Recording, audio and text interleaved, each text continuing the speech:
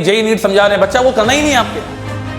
तो आप पैसा लेके एक तरह से मुझे लगता है कि ऐसे बच्चों को पैसा लेके एक पाप कर रहे हैं हम लोग। हो कि आप घर में सेल्फ स्टडी नहीं कर रहे हैं, आपका इंटरेस्ट है ही नहीं, आप सेल्फ मोटिवेटेड है ही नहीं। हमने रिजेक्शन पॉलिसी अपनाई हुई है कि हम वही बच्चों के साथ काम करेंगे जो खुद भी काम करना चाहते हैं। जेई मेंस 3 अटेम्प्ट दिया, उसके 75-80 के आसपास परसेंटाइल आए। मुझे लगता है कि 160 के आसपास नंबर आए, बट 96 परसेंटाइल आए। His rank is going to get NIT this year.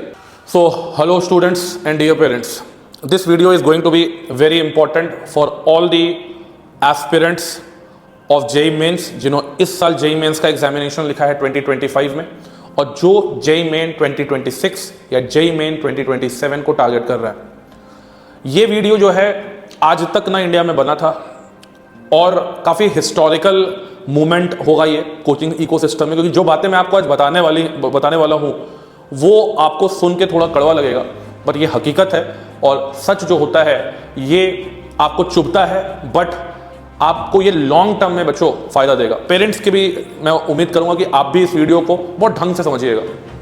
अभी जेई मेन 2025 हुआ, बहुत लोगों का सिलेक्शन हुआ, बहुत लोग सिलेक्ट नहीं हो पाए, बाद में जेई मेन 2026 होगा।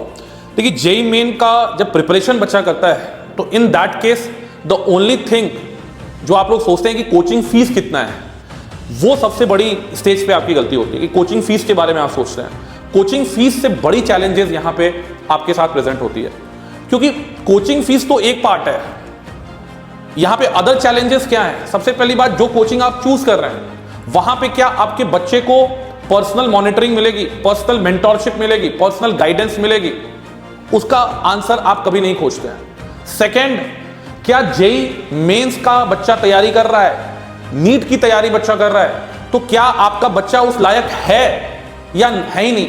अब जो बच्चे 9-10 लेवल से मैथमेटिक्स में जनरली बहुत स्ट्रांग होते हैं, ठीक है, या फिर जिनकी 95%, 90% या 85% एवं मार्क्स आती है और वो चाहते हैं कि हम इंजीनियरिंग कॉलेजेस में जाके एडमिशन लें या फिर नीट की तरफ उनका झुकाव बढ़ता है, तो उसके लिए क्या है कि एक प्रॉपर हर कोचिंग सिस्टम के अंदर पहले के डेट में क्या होती थी कि स्कॉलरशिप टेस्ट हुआ करते थे। इसमें सबसे ज्यादा मैं बात करूंगा कि फिरजी की स्कॉलरशिप टेस्ट हुआ करती थी आज से 10 साल पहले। उसमें जो बच्चों को स्कॉलरशिप टेस्ट को पास नहीं कर पाते थे उनको फिरजी एडमिशन देने से मना कर देता था, ठीक है। आज ये प्रैक्टिस एकदम खत्म हो चुकी है, क्योंकि आज इन्वेस्टर्स की मनी जो है कोचिंग इंस्टीट्यूट्स के अंदर घुसी हुई है। इनको हर हालत में किसी भी बच्चे को जिसका एक्चुअली में मन है ही नहीं, जिसका एक्चुअल एम्बिशन, एक्चुअल हॉबी कुछ और है, उसका भी वो चाहते हैं कि इनके कोचिंग इंस्टीट्यूट में वो एडमिशन ले ले। सब नंबर गेम है, each and everything is a number game. तो यहां पे क्या है कि जो एक साइंस का जो सब्जेक्ट है, चाहे पीसीएम की बात करूं, चाहे पीसीबी की बात करूं, जेई की बात करूं, नीट की बात करूं, यहां इंटरेस्ट अगर नहीं है, पैशन नहीं है, सब्जेक्ट पढ़ने में मजा बच्चे को नहीं आ रहा है, आपका बच्चा कोई भी, उसको मैं भी पढ़ा दूं या कोई भी इंडिया का कोई भी अच्छा टीचर पढ़ा दे, उसका सिलेक्शन होने ही वाला नहीं है। तो पहले दूसरा चीज आपको यह आइडेंटिफाई करना है। तीसरा चीज आपको जो आइडेंटिफाई करना है कि जब आप अपने बच्चे को किसी एग्जाम के लिए तैयारी करने के लिए भेज रहे हैं तो उसके जो मेंटल वेलबींग है उसके आप उसका ध्यान काफी ज्यादा रखिए। मैं देखता हूं, काफी टीचर्स को देखता हूं, काफी पेरेंट्स को देखता हूं कि वो बोलते हैं कि बच्चों को यार खेलना कूदना बंद कर देते हैं, नहीं तुम खेलने नहीं जाना है। अब बच्चे की लाइफ कैसे हो रही है? बच्चे की लाइफ आप मान के चलो कि वो बेचारा स्कूल जा रहा है, ठीक है, स्कूल के बाद ये कोचिंग आ रहा है, कोचिंग के बाद ये होम आ रहा है, मतलब इसकी कुछ लाइफ बचती नहीं है। There is no life at all. School, coaching, home, सुबह उठा 6 बजे स्कूल बस पकड़ना है, वापस आते आते घर उसको लगभग 1-2 हर स्कूल की अलग अलग टाइमिंग है, फिर उसको 3-4 बजे कोचिंग के लिए निकलना है, फिर कोचिंग से वो 8 बजे आएगा। इस पूरे दौरान वो एक तो थकता है और उसके बाद आपका, सोसाइटी का, फैमिली का, पीयर का प्रेशर उस पर रहता है। वो अंदर से कितना परेशान है ये आपको नहीं पता है, और परेशान होने के बाद अगर उसका इंटरेस्ट भी नहीं है तो ये क्या है कि रिपल इफेक्ट की तरह काम करता है, ये और ज्यादा डेंजरस हो सकता है। इसको डेंजरस बनाते कौन है? टीचर्स। इसको डेंजरस कौन बनाता है? Coaching institute. इसको डेंजरस कौन बनाता है? बच्चों के जो पेरेंट्स हैं वो। आप अपनी उम्मीदों का जो आपकी जो उम्मीद है, आपकी जो एक्सपेक्टेशन है वो होनी चाहिए, लेकिन उसका हर समय एक बच्चा जो है वो उसको पूरा कर पाएगा कि नहीं कर पाएगा ये उसके इंटरेस्ट पर डिपेंड करता है। कोई जरूरी नहीं है, मैं हमेशा बच्चों को बोलता हूं चाहे वो मेरे पास तैयारी करने आते हैं, कि भाई साहब आपको दिन भर में 1 घंटा अपने लिए टाइम निकालना है। उसमें आप बैडमिंटन खेलिए, क्रिकेट खेलिए, बास्केटबॉल खेलिए, कोई स्पोर्ट्स खेलिए, कोई फिजिकल एक्टिविटी करिए, क्योंकि ब्रेन जब इतना स्ट्रेस हुआ है ना तो उसको रिलैक्सेशन चाहिए ही चाहिए, तभी जाके उसकी फोकस और ज्यादा बढ़ पाएगी। आप लोग एक एक्सपेरिमेंट करना, कभी सुबह उठ के क्रिकेट खेल के आना और क्रिकेट खेलने के आने के बाद थोड़ा पढ़ने के लिए बैठ जाना, ठीक है, नहा धोआ के पढ़ने के लिए बैठ जाना। उस समय तुमको पता चलेगा कितना ज्यादा फोकस बन रहा है, कितना अच्छी चीजें समझ में आ रही है। साइंस उस समय समझ में आएगा। साइंस जो है वो स्ट्रेस माइंड का चीज ही नहीं है। साइंस समझने के लिए आपको रिलैक्स माइंड चाहिए, तभी इनोवेशन हो सकता है, तभी आपकी एनालिटिकल स्किल डेवलप हो सकती है। ये आपको कोचिंग इंस्टीट्यूट्स नहीं बताता है। शायद ही ऐसे कोई कोचिंग इंस्टीट्यूट्स हैं इंडिया में जो बच्चों के एडमिशन को रिजेक्ट करते हैं। AIR cartel is one of the coaching institutes जिसने बच्चों के एडमिशन रिजेक्ट किए हैं। और मैंने बच्चों को देखकर बोल दिया कि भाई तेरे बस का जेई नहीं है, तेरे बस का नीट नहीं है, तू कुछ और कर ले। ये बोला है मैंने अपने 10 एडमिशन लगभग कई लाख के रेवेन्यूज का लॉस किया है, बिकॉज मेरे लिए पैसे का जो लॉस है वो एक चीज है, बट स्टूडेंट का मेंटल वेलबींग डिस्टर्ब हो जाना, उसका मन ही नहीं है, उसका हैबिट ही नहीं है, और ना वो कभी हैबिट अपना चेंज करेगा, वैसे बच्चों से रिजल्ट निकलवाना इम्पॉसिबल है। तो पैसे भी वेस्ट हो रहे हैं पेरेंट्स के, उनकी उम्मीदों का भी गला घुट रहा है, और बच्चों से आप एकदम ऐसी चीजें एक्सपेक्ट कर रहे हैं जो करना चाहता ही नहीं है अपने लाइफ में।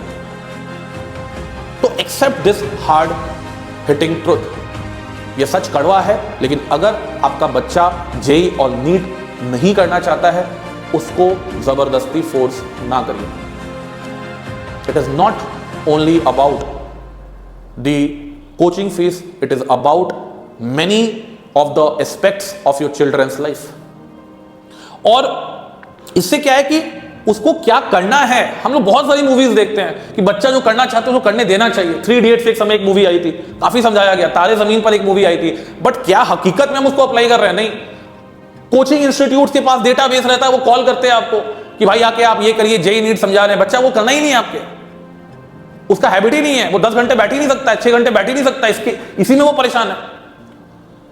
तो ऐसे केसेस में तक रिस्पॉन्सिबिलिटी क्या है कोचिंग इंस्टीट्यूट्स के, टीचर्स की, कि ऐसे बच्चों को यार भेज दो। ऐसे बच्चों का पैसा लेके, एक तरह से मुझे लगता है कि ऐसे बच्चों का पैसा लेके एक पाप कर रहे हैं हम लोग। ऐसे बच्चों का पैसा लेके आपकी कोई ग्रोथ नहीं होने वाली, क्योंकि उसकी लाइफ को आपने खराब कर दिया है। तो मैंने ऐसे करके लगभग 8 से 9 स्टूडेंट्स को ये कर दिया है। दूसरा चीज जो कि कोचिंग इंस्टीट्यूशन को करना चाहिए, यहां बच्चे का 2 महीना कोई कोचिंग में अगर गया, उसको वहां पे समझ में नहीं आ रहा, उसको जेई नीट करना ही नहीं है। बहुत सारे कोचिंग इंस्टीट्यूट में रिफंड की पॉलिसी जो होती है वो बहुत ही स्ट्रिक्ट पॉलिसी होती है, वो बच्चों को पैसा रिफंड नहीं करते हैं। आप 2 महीने का पैसा काट के बाकी पैसा रिफंड कर दो, उसमें क्या जाता है। लेकिन बात है कि इन्वेस्टर से जो मनी इन्होंने उठाया हुआ है, ठीक है, उससे क्या हो रहा है कि उनको तो लौटाना है, तो रिफंड पॉलिसी इतनी ज्यादा खराब है कि बच्चे रिफंड ले ही नहीं पाते। हमारे यहां AIR कार्टेल में तो हम लोग बच्चे को रिफंड देके भेज देते हैं कि अगर नहीं पढ़ रहा है तो रिफंड देके तुझे भेज दूंगा। हमारे यहां मॉनिटरिंग इज वेरी हार्ड। हम लोग बहुत ही, मतलब आप कह सकते हैं कि ट्रेडिशनल टीचर है, कि हम लोग हर मूवमेंट पे आपको देख रहे होंगे कि आप कैसा कर रहे हैं। अगर हमें लग रहा हो कि आप घर में सेल्फ स्टडी नहीं कर रहे हैं, आपका इंटरेस्ट है ही नहीं, आप सेल्फ मोटिवेटेड है ही नहीं, हम लोग जितनी क्लासेस हुई है बाकी पैसे आपको, उसकी पैसे रख के बाकी पैसे आपको रिफंड देके भेज देंगे। This is the vision of all India rank cartel, कि हमारे पास अगर 30 बच्चा आता है तो उस 30 में से 30 बच्चों का सिलेक्शन हम एक मेथोडोलॉजी के साथ करेंगे। लेकिन हम वो 30 बच्चों का, कोई भी 30 बच्चा मेरे पास आएगा तो उसको हम अपने यहां एडमिशन नहीं ले लेंगे। हमने रिजेक्शन पॉलिसी अपनाई हुई है कि हम वही बच्चों से साथ काम करेंगे जो खुद भी काम करना चाहते हैं, जो खुद भी सेल्फ मोटिवेटेड है, जिनका ड्रीम है IIT NIT जाना, और जिन पे पेरेंट्स का बहुत अनड्यू प्रेशर नहीं है। वैसे बच्चों के साथ काम करने में बहुत अच्छे रिजल्ट्स आते हैं। इसमें मैं आपको एक बच्चे का एग्जांपल देना चाहता हूं जो मेरा ही स्टूडेंट रहा था। उसने जेई मेंस 3 अटेम्प्ट दिया। हिज नेम इज, और उसकी फैमिली इतनी ज्यादा सपोर्टिव है, वो लड़का भी चाहता है कि अच्छी NIT में जाए, ठीक है। तो पहले साल में उसके 75-80 के आसपास परसेंटाइल आए। उसके बाद उसने सेकंड अटेम्प्ट दिया, मेरे अंडर गाइडेंस ली, फिर 83 पे पहुंचा। फिर वो बच्चा कोटा चला गया, और कोटा जाने के बाद फिर उसके परसेंटाइल जो सिर्फ 1 जनवरी में आए वो बहुत ज्यादा कम आए, वो लगभग 90 के आसपास या 93 के परसेंटाइल के आसपास आए। फिर जाके मैंने उससे जब बातचीत की, उसको समझाया कि यार JEE is not the end game, और वो लड़का इतना ज्यादा टैलेंटेड है, मैं पर्सनली जानता हूं उसको, इतना ज्यादा टैलेंटेड है, आगे चल के इतना बढ़िया वो करेगा।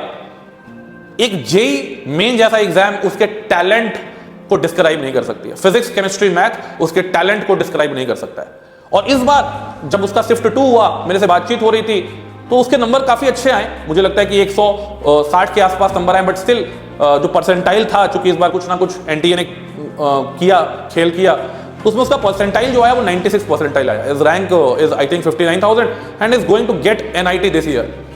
बट अपने उसके मैंने एक चीज देखा कि उस बच्चे के अंदर क्या है, उस बच्चे की जो अपब्रिंगिंग है वो बहुत अच्छी हुई है। उसके मम्मी पापा हमेशा मोटिवेटिंग रहते हैं। वो बच्चा थोड़ा सा डिप्रेस होता है, ओवरथिंक करता है, बट उसके अंदर की जो क्वालिटी है, उसके पेरेंट्स बहुत अच्छे से उसको ये किए हैं कि उसको ज्यादा स्ट्रेस नहीं किए हैं, और आज के डेट में उसको एनआईटी मिलने वाला है। लेकिन अगेन मुझे लगता है कि जितना टैलेंटेड वो है, वो लाइफ में बहुत अच्छा करेगा।